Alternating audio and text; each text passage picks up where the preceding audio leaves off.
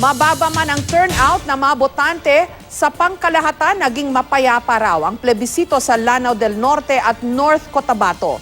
Marami ring nasa kampo ng MILF ang nakilahok sa plebisito. Live mula sa Midsayap sa North Cotabato, may report si Sandra Aguinaldo. Sandra. Jessica, ang sinasabi sa atin ng COMELEC ay maswerte ng umabot sa 60% yung voter turnout dito sa Cotabato. Ganun pa man ay pinagmamalaki nila na naging mapayapa naman sa pangkalahatan ang naging plebisito dito. Alas 7 ng umaga sa bayan ng Pikit sa Cotabato, maagang dumating ang mga botante. 23 sa 42 barangay dito ang nais mapabilang sa Bangsamoro Autonomous Region in Muslim Mindanao o BARM. Ganito kalaki ang balota dahil bawat isa sa 23 barangay na nais mapabilang sa Bangsamoro Region, kailangan mong sagutan ng yes or no kung pabor ka ba o hindi.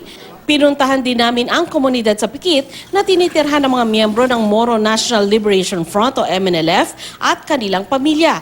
Matatanda ang tutol ang MNLF Miswari Faction sa paglikha ng BARM bilang Kapalit Autonomous Region in Muslim Mindanao o ARMM. Narito ako ngayon sa Barangay Balatikan sa Pikit, North Cotabato. Ito yung sinasabing community ng Moro National Liberation Front, kaya isa ito sa mga binabantayan. Ganun naman, nakikita natin ngayong umaga na maayos naman ang takbo ng plebisito dito.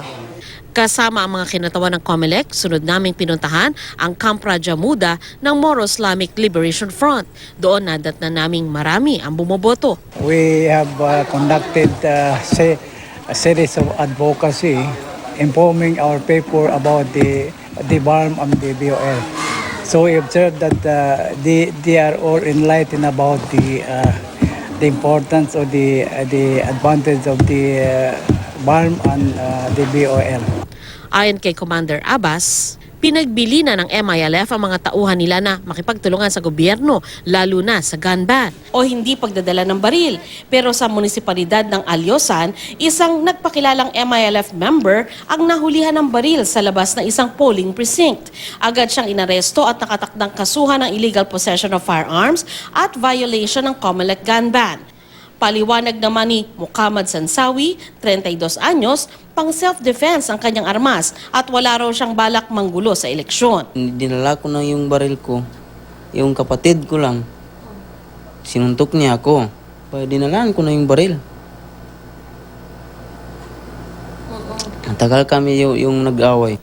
Ayon sa PNP, meron ding insidente ng pang-aagaw ng balota na pinaiimbestigahan na ng COMELEC. The two voters, the one, when he saw that the other person is writing no vote, he grabbed the voting form of the victim and tear it. But when the teacher noticed it, they referred it to the plebcom. Ganun pa man, sabi ng COMELEC, naging mapayapa sa pangkalahatan ng plebisito. Kaugnay naman sa mababang turnout ng botante, malaki rin po yung impact ng hollow explosion. It could be that people are not interested to participate in this electoral exercise. Jessica, after nga nung bilangan doon sa mga presinto ay gaya ng dati, no, yung ER ay dinala sa Municipal Board of Canvassers at pagkatapos naman po doon ay dadalhin ito sa Maynila para naman po sa National Board of Canvassers. Jessica? Okay, Sandra, bukod sa natatakot yung mga botante, yun ba yung sinasabi nung na-interview mong military official ba yun o PNP? Natatakot yung mga botante dahil dun sa nangyari daw sa hulo, kaya hindi na lang sila bumoto. Yun lang ba ang dahilan na itinuturo kung bakit mababa ang turnout ng mga botante dyan? Isa sa pinopoint out din ng COMELEC ay maaring talaga lamang hindi interesado, no, yung ibang mga residente ng Cotabato doon sa ginawang plebisito ngayon. Kasi daw ang napapansin nila, para doon sa mga barangay na nagsisik na inclusion, mataas ang voter turnout. Pero para doon sa mga barangay na kumbaga hindi naman sila nagsisik na inclusion at sila ay hinihingi lamang yung boto nila kung sila ay papayag o hindi doon sa kagustuhan ng ibang barangay, dito naman mababa yung voter turnout, Jessica. Okay, sa pangkalahatan mas payapa kamo Sandra yung plebisito diyan I suppose compared to Lanao, no? Ito lang namang mga lugar na ito. Anong reason diyan?